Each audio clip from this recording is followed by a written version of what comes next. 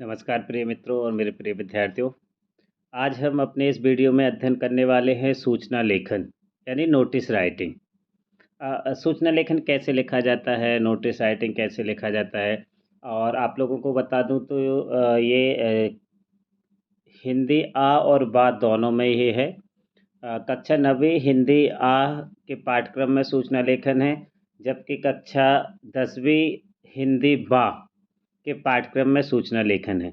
और ये दोनों ही जगह पर उपयोगी सिद्ध होगा, इसलिए मैंने आप दोनों को ध्यान में रखते हुए, मतलब कोर्स आ और कोर्स बा के बच्चों को ध्यान में रखते हुए आज मैं ये वीडियो आपके लिए तैयार कर रहा हूँ।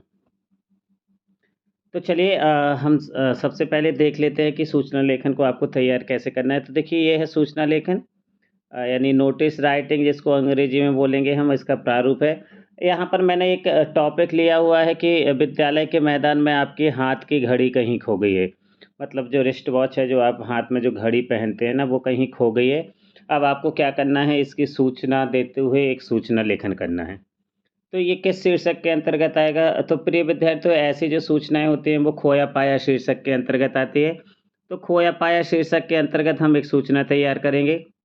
मतलब किसी की कोई चीज़ खो गई है या किसी को कोई चीज़ प्राप्त हुई है तो उसकी सूचना देना है, या खो गई है तो उसकी सूचना देनी है। तो ये खोया पाया शीर्षक के अंतर्गत आती है। तो चलिए सबसे पहले देखते हैं कि प्रारूप क्या होगा। देखिए, सूचना लेखन के प्रारूप के लिए आपको क्या करना है, सबसे पहले एक बॉक्स बना लेना है। ये बात ध्यान रखिएगा कि आपको सबसे पहले क्या कर लेना है, एक बॉक्स तैयार कर लेना है, एक बॉक्स बना लेना है। जैसा कि आप यहाँ देख पा रहे हैं कि मैंने एक बॉक्स बनाया हुआ है। तो आपको भी क्या कर लेना है, एक बॉक्स तैयार कर लेना है, एक बॉक्स बना लेना है। देखिए, इस प्रकार से ये पूरा जो एक बॉक्स बना हुआ है ना, तो ये आपको एक क्या कर लेना है, एक बॉक्स तैयार कर लेना है। अब क्या करना है, सबसे पहले आपको वो जो संस्था है या कोई क्लब है जहाँ से ये सूचना जारी की जा रही है, तो आपको उसका नाम लिखना है। तो हमने देखिए यहाँ पर मैंने आपको बताया है संस्था का नाम। तो यहाँ चूँकि मैं अभी जिस विद्यालय में कार्यरत हूँ, मैं उसी विद्यालय के हिसाब से आपको एक जानकारी दे रहा हूँ। तो ये विद्यालय कौन सा है, ज्ञानोदय सीनियर सेकेंडरी स्कूल खोरई।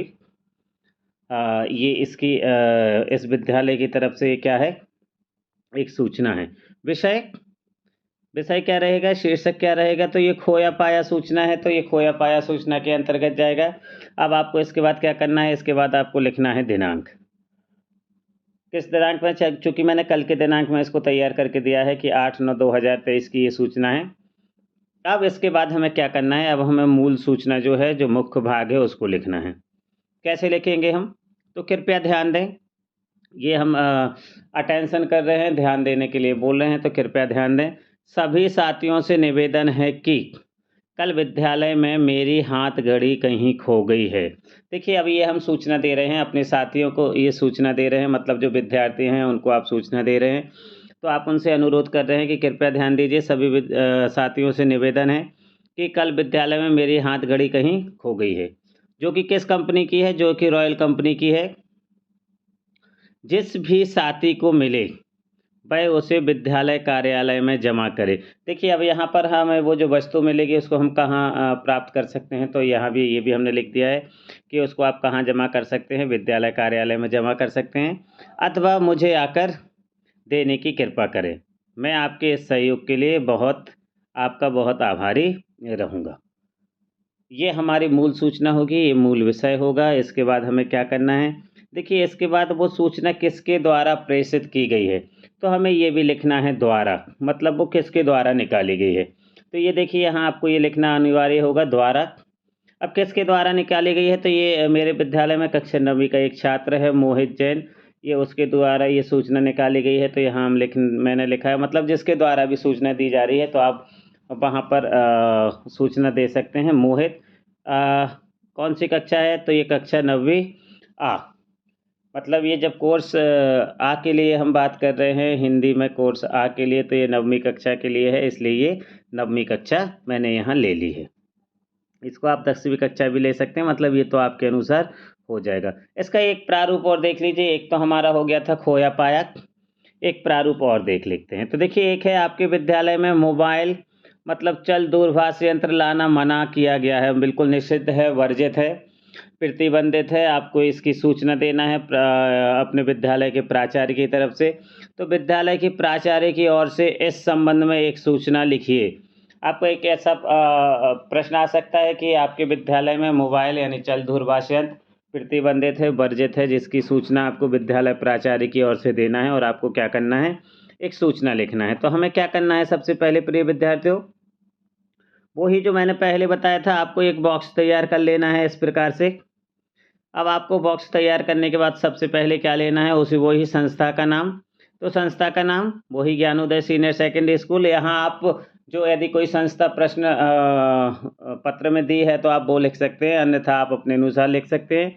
विषय क्या है, शीर्षक क्या है, मोबाइल प्रतिबंध संबंधी सूचना। मोबाइल को प्रतिबंधित किया गया है, मोबाइल को वर्जित किया है, उससे संबंधित हमें यहाँ सूचना देनी है। वही दिनांक क्या है, 8/9/2023, आज का ही, मतलब मैंने कल का जो दिनांक लिया है वही है। फिर मुख्य भाग, मूल सूचना। कृपया ध्यान दें, आज दिनांक 8/9/2023 से विद्यालय में चल दूरभाष यंत्र लाना प्रतिबंधित है।